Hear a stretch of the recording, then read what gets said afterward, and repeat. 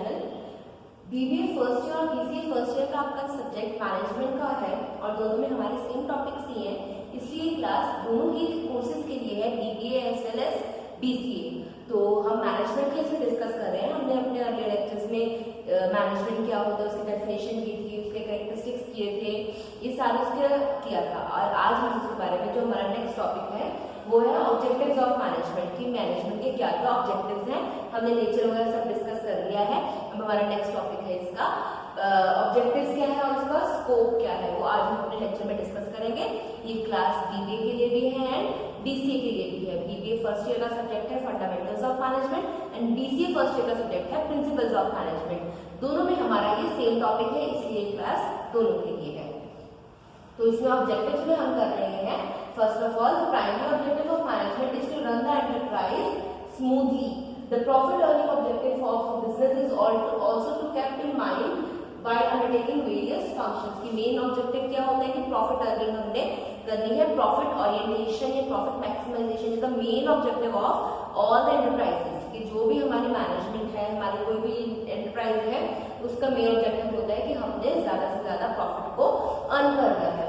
तो उसमें तो सारे फंक्शंस उसको अकॉर्डिंगली करते हैं, सारे ऑब्जेक्टिव्स उसको अकॉर्डिंगली बनाते हैं ताकि हमारे जो मेन ऑब्जेक्टिव है प्रॉफिट मैक्सिमाइजेशन का वो अचीव हो सके।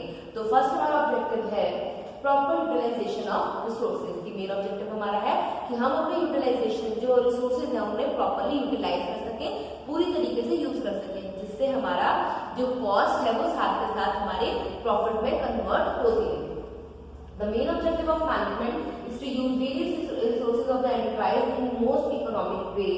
The proper use of man, material, machine and money will help a business to earn sufficient profits to satisfy various interests. कि हर जो हमारे हैं मेन रिसोर्सेज जैसे मैन है, मैन मीन्स मैन पावर जो हमारे लगी हुई है, जो हमारे एम्प्लॉयज काम कर रहे हैं, मटेरियल्स जो रॉ मटेरियल्स हम यूज कर रहे हैं, मशीन जिस पे काम हो रहे हैं एंड मनी जो हम अपने इन्वेस्ट करते हैं अपने बिजनेस में, वो सब प्रॉपरली हर सफिशिएंट प्रॉफिट्स हमें इजीली प्रोवाइड कर सके। इस तरीके से उसे बेस्ट हमने वे में यूज करना है कि हम कम से कम उसे यूज करके ज्यादा से ज्यादा प्रॉफिट अर्न कर सके या उसे बेस्ट सुटेबल वे में हम उसे यूज कर सकें। The proprietors will want more returns on their investment while employees, customers and public will expect a fair deal from the management. ये जो proprietors होते हैं वो चाहते हैं कि उन्हें मतलब बहुत अच्छा रिटर्न मिले, मीन्स प्रॉफिट्स बहुत अच्छा है, और जो हमारे वर्कर्स होते हैं, हमारे एम्प्लॉयज होते हैं, उन्हें ये चाहिए होता है कि उन्हें जो प्रॉपर है पब्लिक को भी होता है कि fair deal of the management, की जो मैनेजमेंट के साथ जो उनकी डीलिंग है वो फेयर होती रहे, जिससे क्या है कि मतलब उन्हें भी प्रॉपर सैलरी वगैरह मिलती रहे। पब्लिक को ये डिमांड रहती है कि उन्हें प्रॉपरली जैसे प्रोडक्ट उन्हें चाहिए वैसे के वैसे उन्हें मिलते रहे। तो ये हमारा मेन इसका ऑब्जेक्टिव होता है कि हमने यूटिलाइजेशन ऑफ प्रॉपर मतलब प्रॉपरली यूटिलाइजेशन ऑफ रिसोर्सेज, कि हमने हर तरीके से रिसोर्सेज को पूरी तरीके से यूज करना है। All these interests will be satisfied only when physical resources of the business are properly utilized. कि अगर हम हर तरीके से बेस्ट वे में फिजिकल रिसोर्सेज को यूज करेंगे तभी हमारे ये सारे ऑब्जेक्टिव्स अचीव हो पाए। फिर नेक्स्ट हमारा सेकंड ऑब्जेक्टिव है इंप्रूविंग परफॉर्मेंस। की हमारा एक और क्या है कि हमने अपनी परफॉर्मेंस को इम्प्रूव करते जाना है ताकि हमारे रिजल्ट और बेहतर होते जाए और अच्छे होते रहे। Management should aim at improving the performance of each and every factor of production. The environment should be so congenial that workers are able to give their maximum to the enterprise. कि जो working environment है ऐसा friendly होना चाहिए कि जो workers है वो अच्छी तरीके से काम कर सके, स्मूथली काम कर सके बिना किसी बर्डन के। The fixing of objectives of various factors of production will help them in improving their performance. कि अगर हम ऑब्जेक्टिव्स को फिक्स कर देंगे कि आपने ये काम करना है एक टाइम में, आपका ये ऑब्जेक्टिव है कि आपने इस टारगेट तक पहुंचना है, जब ये सारी बातें उनके माइंड में क्लियर होंगी तो वो अपना बेस्ट दे पाएंगे, अपने रिसोर्सेज को पूरी तरीके से, अपनी जो स्किल्स है उसको पूरी तरीके से यूज कर पाएंगे और एंटरप्राइजेस को भी जो हमारे मेन कंपनी है, इंडस्ट्री है, उसे भी ज्यादा से ज्यादा अपना बेस्ट दे पाएंगे। Next objective is mobilising best talent. कि हम जगह जगह से टैलेंट को हम लेकर आएंगे अपने जब अपने बिजनेस में, और मैनेजमेंट उस पर पूरी तरीके से काम अगर करेगी। हमारा ये ऑब्जेक्टिव होना चाहिए मैनेजमेंट का कि हर तरीके से हम हर तरीके के टैलेंट को लेकर आए और ज्यादा से ज्यादा अच्छे से अच्छा हम काम करवा सकें।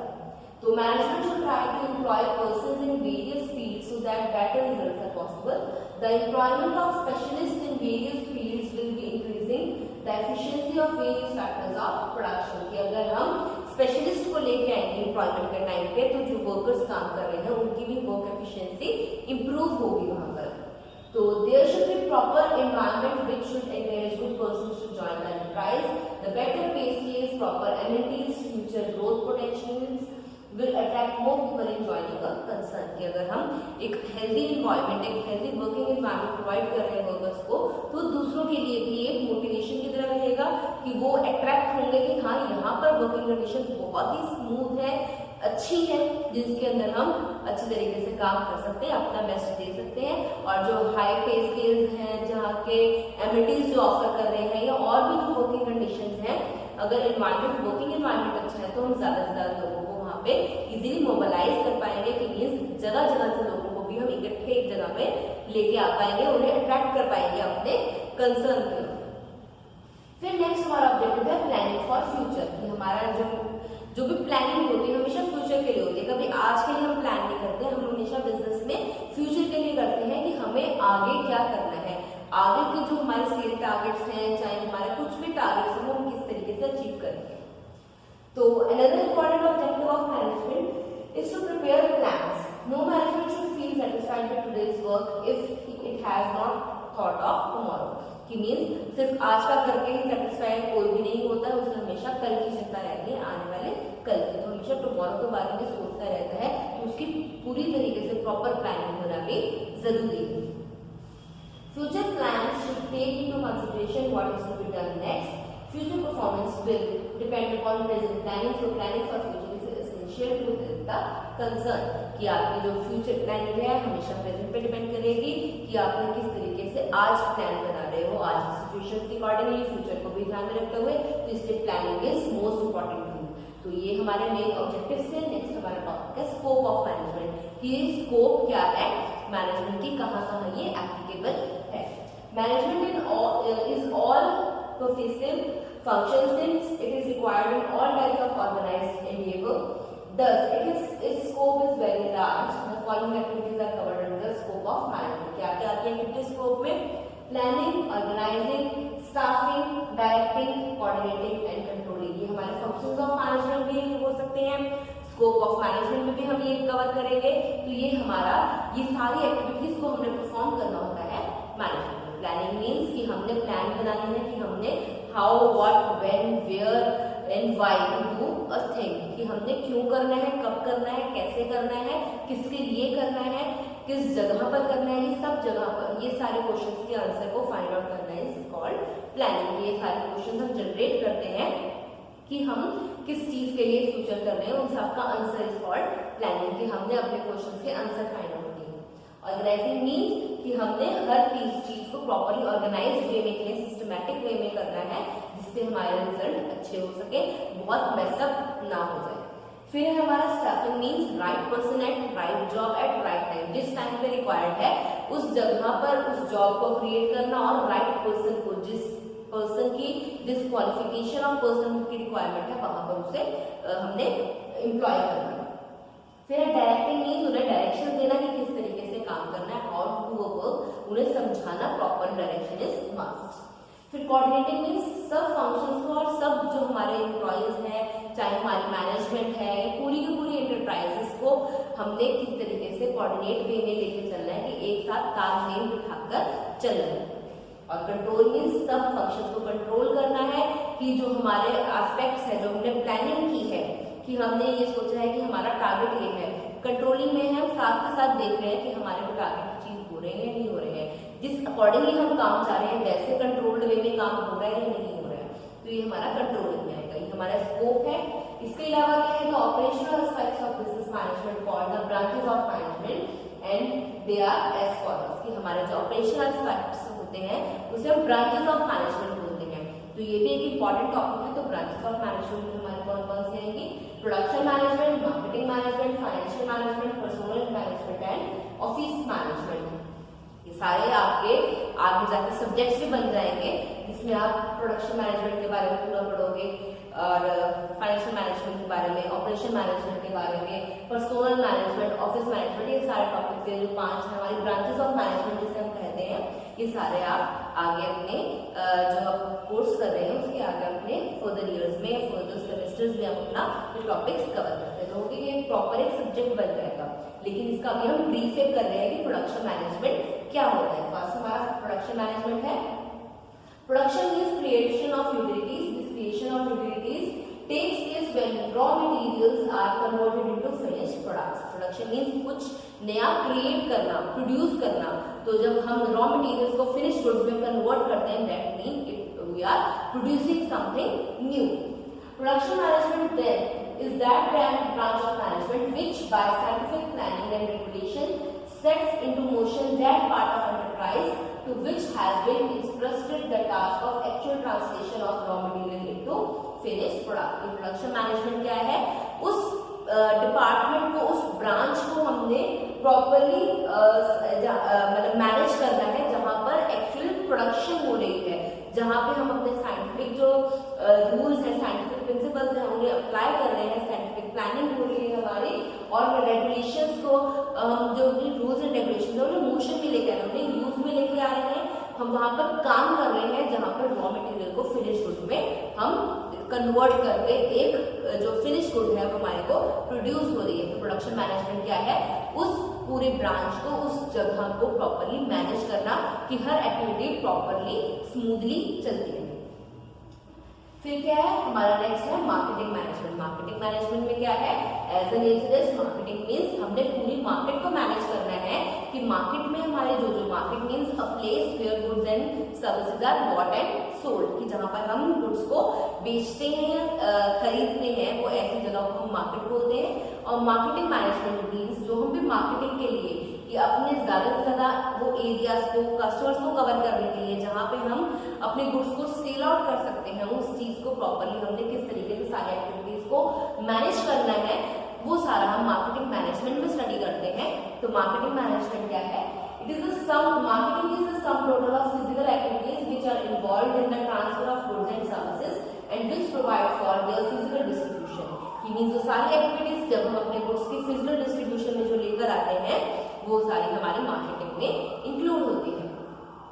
Marketing management refers to the planning, organizing, directing and controlling the activities of the person working in the market division of a business enterprise with the aim of achieving the organization objectives। ये जो marketing management क्या हुआ कि वो सारी activities को manage करना जो सारी हमारी planning, organising, controlling and coordinating में लगी हुई है ऑफ द मार्केट एक्टिविटीज जो हम कर रहे हैं, उन सबको अच्छी तरीके से हमने मैनेज करना है, जिससे क्या है जो हमारे business market division of a business enterprise जो जहाँ पे हमारा जो टारगेट है वो सारे टारगेट अचीव हो सके according to the objectives of business. की जो हमारे बिजनेस के भी ऑब्जेक्टिव्स हैं, ऑर्गेनाइजेशनल ऑब्जेक्टिव्स हैं, वो भी साथ में अचीव हो और हमारी मार्केट भी कवर हो जाए।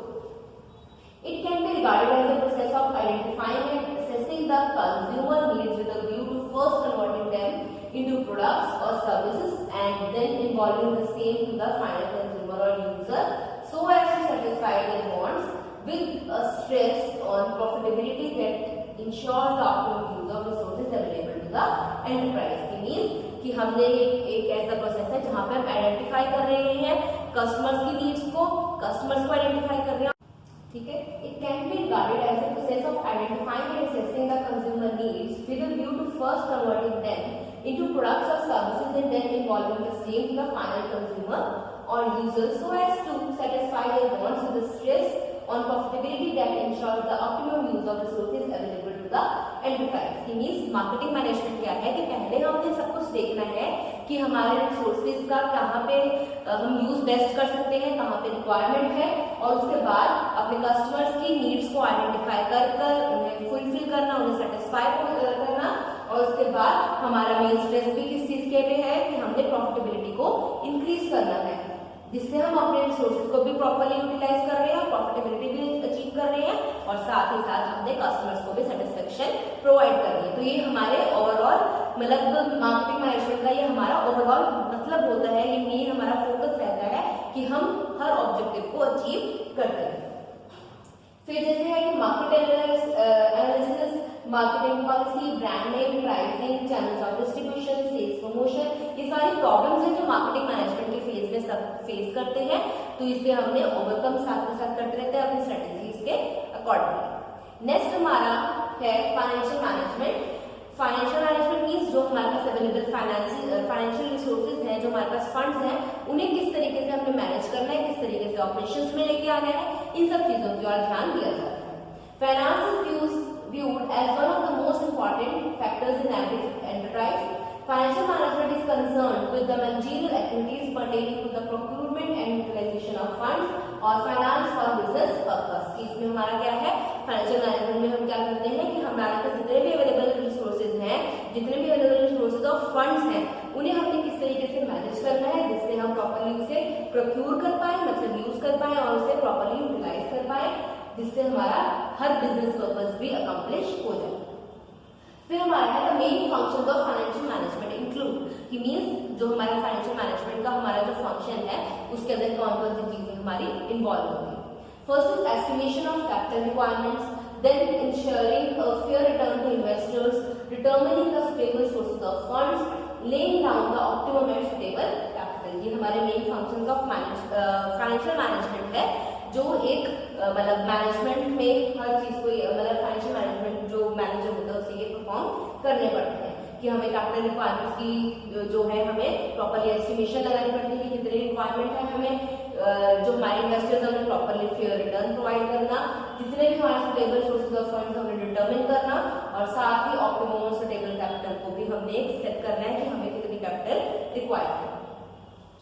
नेक्स्ट ब्रांच हमारे इसके बाद स्ट्रक्चर दिया हुआ है, स्ट्रक्चर फॉर द एंटरप्राइज, कि क्या स्ट्रक्चर होता है, इसमें आएगा coordinating the operations of various departments, preparation, analysis and interpretation of financial statements, laying down a proper dividend policy and negotiating from outside finance. ये सारे स्ट्रक्चर ऑफ एंटरप्राइज है, ये सारे फंक्शंस परफॉर्म करने पड़ते हैं। फाइनेंशियल मैनेजमेंट अगर हम कर रहे हैं, परफॉर्म कर रहे हैं, जो एक मैनेजर को ये सारे फंक्शंस करने पड़ते हैं, स्टेटमेंट्स बनानी पड़ती है, नेगोशिएशन करनी पड़ती है, या जो प्रॉपर्ली डिविडेंड पॉलिसी बनानी पड़ती है, ये सारे काम है। उसके बाद हमारा fourth branch of management is personnel management. Personnel management is linked with the human resources of the organisation, कि जितने भी हमारा man force, man power employ मतलब एक इंटरप्राइज में है, उसे कैसे मैनेज करके चलना है जिस तरीके से हम उन्हें बेस्ट वे में यूज कर सके और उन्हें बेस्ट रिटर्न भी प्रोवाइड कर सके।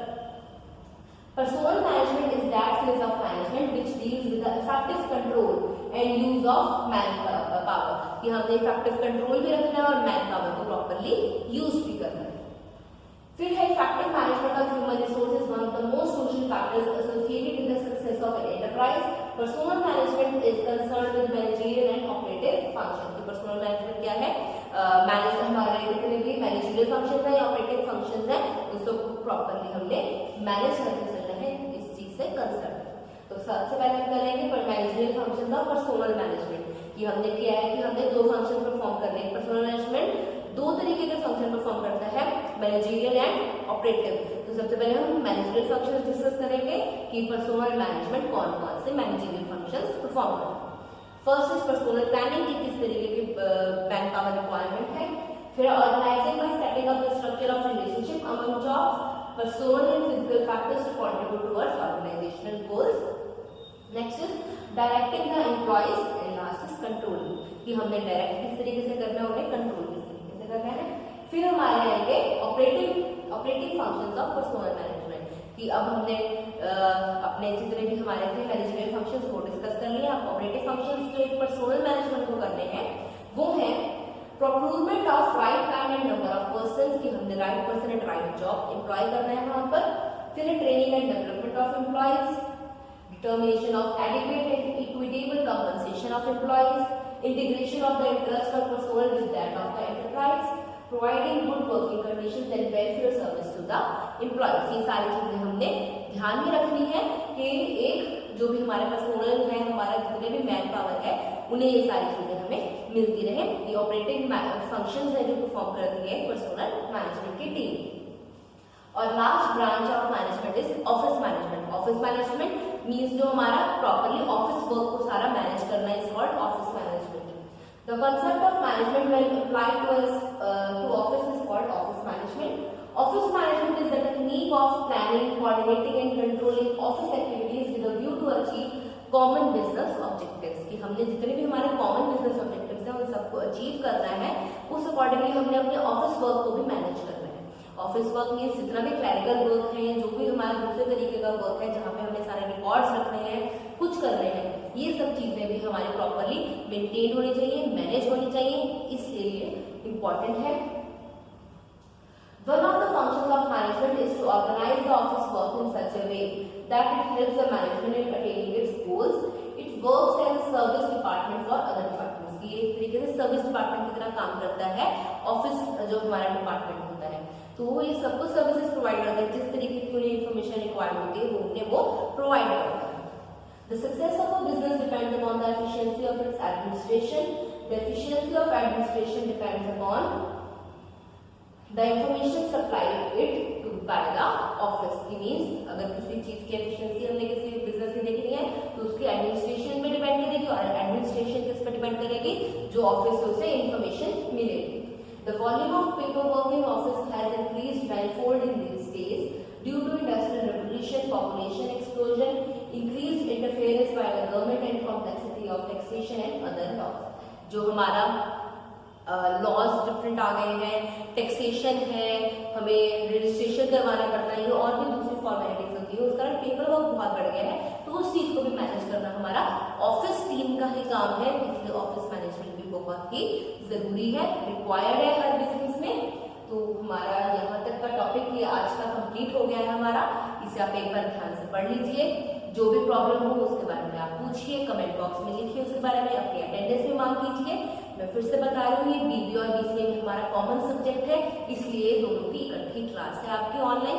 ऑफलाइन में जब आप आएंगे, मतलब आप जब कॉलेज आकर पूछोगे अपने प्रॉब्लम्स, तो आपको अपने अपने लेक्चर्स में आपको उसकी प्रॉब्लम सॉल्व हो जाएगी। तो that's it for today, thank you, have a nice day.